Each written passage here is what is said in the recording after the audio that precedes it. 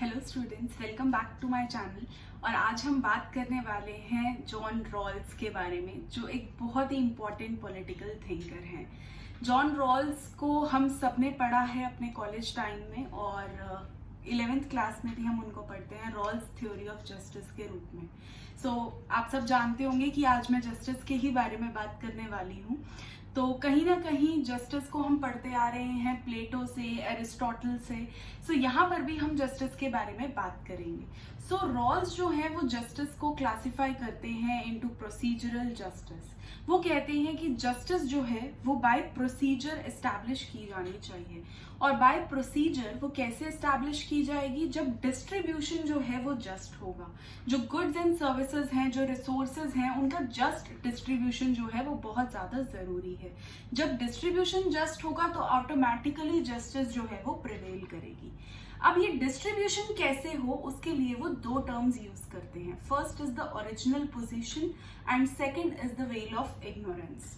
इन्हीं दोनों को मैं इस वीडियो में एक्सप्लेन करने वाली हूँ। ओरिजिनल पोजीशन, वो कहते हैं कि हर इंसान की जो ओरिजिनल पोजीशन है वो बहुत ज्यादा इंपॉर्टेंट होती है। ऐसा क्यों? क्योंकि जिस पोजीशन में इंसान ओरिजिनली बॉर्न होता है वहां पर उसकी लाइफ के मेजर डिसीजंस जो हैं रिगार्डिंग डिस्ट्रीब्यूशन ऑफ रिसोर्सेज वो ले लिए जाते हैं। इसका एग्जाम्पल मान लीजिए, एक छोटा सा चाइल्ड है जो बॉर्न हुआ है अभी अभी।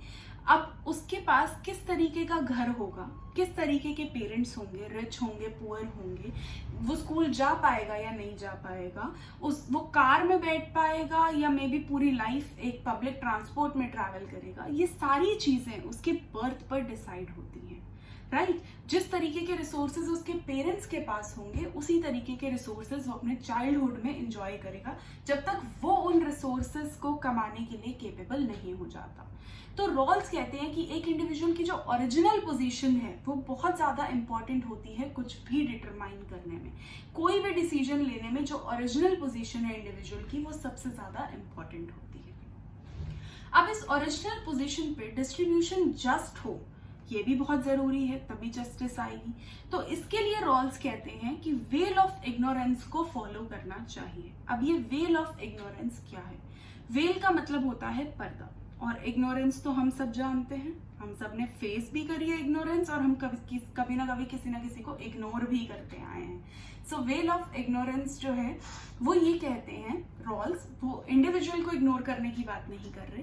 वो कह रहे हैं कि इंडिविजुअल को जो मिलने वाले रिसोर्सेज हैं उनको एक वेल में रख दिया जाए।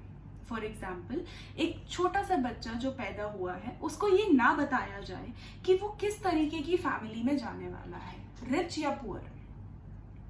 उसको नहीं बताया जाए कि उसको एजुकेशन मिलेगी या नहीं मिलेगी।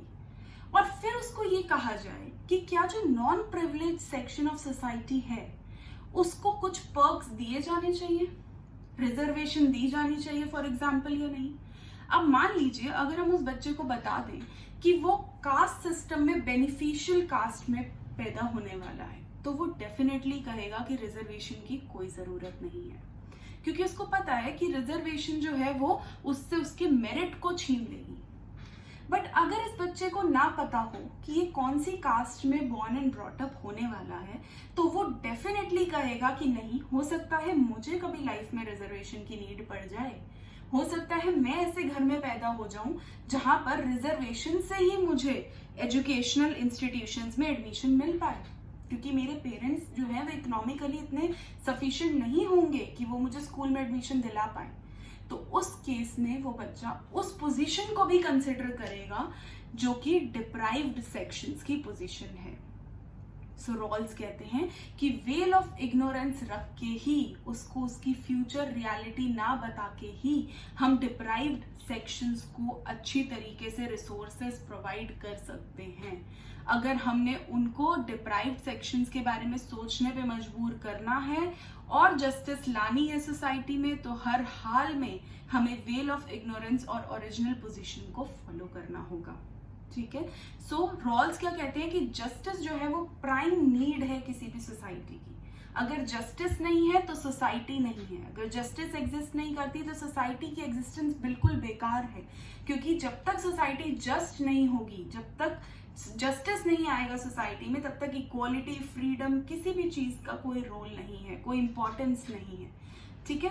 तो रॉल्स यही कहते हैं कि जस्टिस लानी जरूरी है, और जस्टिस के लिए दो चीजें जरूरी हैं, ओरिजिनल पोजीशन पे काम करना एंड वेल ऑफ इग्नोरेंस का ध्यान रखना। अगर हम ये दोनों चीजों का ध्यान रखेंगे तो जो डिस्ट्रीब्यूशन है सोसाइटी में वो जस्ट हो पाएगा, और जब डिस्ट्रीब्यूशन जस्ट हो पाएगा तो डेफिनेटली जो इक्वालिटी है, जो फ्रीडम है, जो बाकी वैल्यूज हैं, वो सब एग्जिस्ट करेंगी, क्योंकि जस्टिस प्रिवेल करेगी।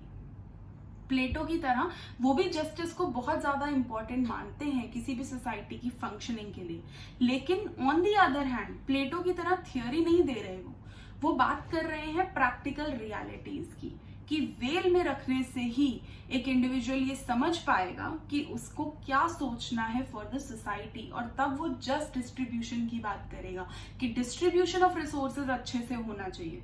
तभी हो सकता है अगर मैं कल को डिप्राइव्ड सेक्शन में जाऊं तो मुझे बेनिफिट मिलेगा, अदरवाइज वो कभी भी डिप्राइव्ड सेक्शन के बारे में नहीं सोचेगा, हमेशा अपने ही बारे में सोचेगा। तो यही थ्योरी थी रॉल्स की अबाउट जस्टिस.